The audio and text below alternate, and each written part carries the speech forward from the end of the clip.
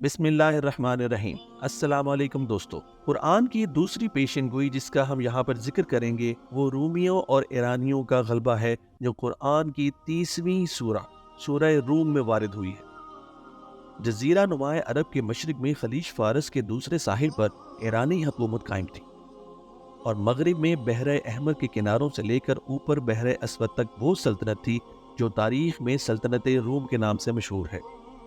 ایرانی سلطنت کو ساسانی سلطنت بھی کہتے ہیں اور رومی سلطنت کو بازنطینی سلطنت۔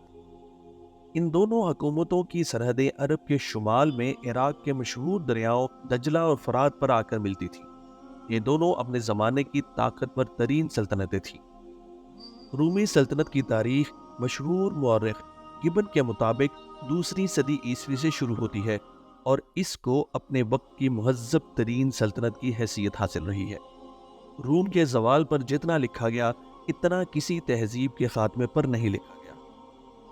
دوستو، ان دونوں سلطنتوں کے درمیان لڑائی ہوئی اور شہنشاہ ایران خسرو پرویز نے بازنطینی سلطنت کے بہت سے علاقوں پر قبضہ کر لیا، اور یہ ایک ایسی زبردست شکست تھی کہ شہنشاہ ایران خسرو پرویز نے بازنطینی سلطنت کے شہنشاہ ہرقل کے بارے میں کہا کہ مجھے ہرقل زنجیروں میں بندھا ہوا میرے تخت کے نیچے چاہیے۔ میں رومی سلطنت کے حکمران سے اس وقت تک صلح نہیں کروں گا جب تک وہ اپنے صلیبی خدا کو چھوڑ کر ہمارے سورج دیوتا کی پرستش نہ کر لے۔ ایک طرف یہ واقعات ہو رہے تھے، دوسری طرف ایران اور روم کے درمیان عرب کے مرکزی مقام مکہ میں ان واقعات کی ایک اور کشمکش پیدا تھی۔ ایرانی سورج دیوتا کو مانتے تھے اور آگ کی پرستش کرتے تھے، اور رومی وحی اور رسالت کے ماننے والے تھے۔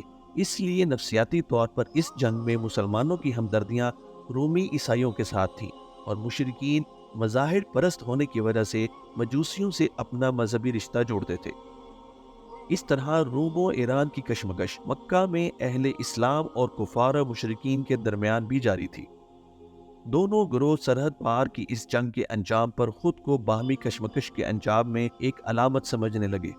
چنانچہ 616 میں جب ایرانیوں کا غلبہ نمایاں ہوا اور رومیوں کے تمام مشرقی علاقے ایرانیوں کے قبضے میں چلے گئے اور اس کی خبریں مکہ میں پہنچیں، تو اسلام کے مخالفین نے اس موقع پر فائدہ اٹھاتے ہوئے کہنا شروع کر دیا کہ دیکھو ہمارے بھائی تمہارے جیسا مذہب رکھنے والوں پر غالب آ گئے، اسی طرح اپنے ملک میں بھی ہم تم کو اور تمہارے دین کو مٹا کر رکھ دیں گے۔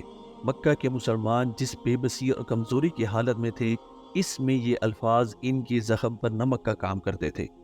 عین اسی حالت میں پیغمبر خدا کی زبان سے اللہ تعالیٰ نے یہ الفاظ جاری کرا دیے: رومی قریب کی زمین پر مغلوب ہو گئے ہیں، مگر مغلوب ہونے کے بعد چند سال میں وہ پھر غالب آ جائیں گے۔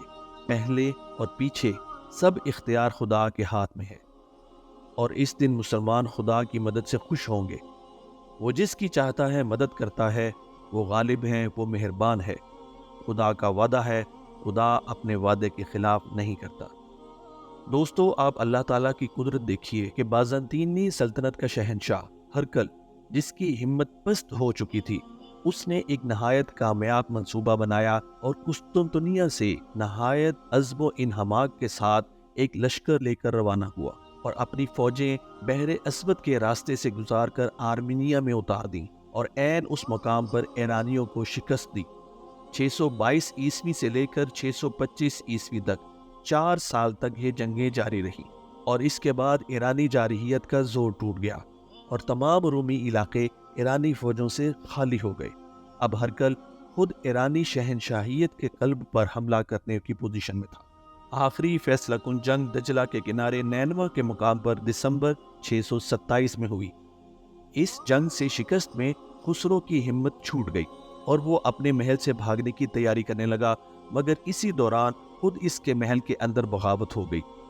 اس کے لڑکے شرویا نے اس کو گرفتار کر کے ایک تہہ خانے میں ڈال دیا، جہاں وہ 5ویں دن بے کسی کی حالت میں مر گیا، اور مارچ 628 میں ہرقل اس شان سے قسطنطنیہ واپس آیا کہ اس کی رتھ کو 4 ہاتھی کھینچ رہے تھے، اور بے شمار لوگ دارالسلطنت کے باہر لیمپوں اور زیتون کی شاخوں کو لیے اپنے ہیرو کے استقبال کے لیے موجود تھے۔ اس طرح قرآن نے رومیوں کے دوبارہ غلبے کے متعلق جو پیشن گوئی کی تھی، وہ ٹھیک اپنے وقت پر تقریباً 10 سال کے اندر مکمل ہو گئی۔ ماضی قریب کے کچھ ایسے ہی واقعات جاننے کے لیے ہمارے ساتھ جڑے رہیے اور اس سیریز کی اگلی قسط کا انتظار کیجیے۔ شکریہ۔